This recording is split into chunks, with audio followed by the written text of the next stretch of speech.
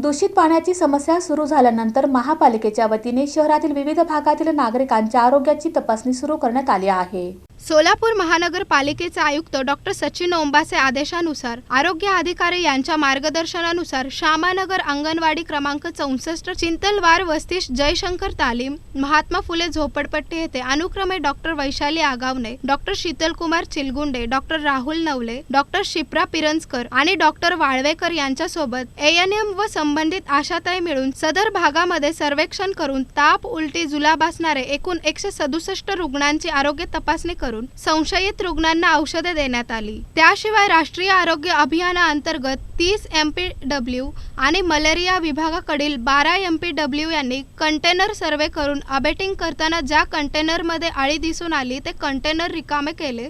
त्याचवेळी लोकांना अंडी अळी यांचे डेंग्यू डासात रूपांतर होते ते सांगून पाणी ओतून त्यांना ते स्वच्छ करून कोरडे करून ठेवण्यासाठी जनजागृती केली।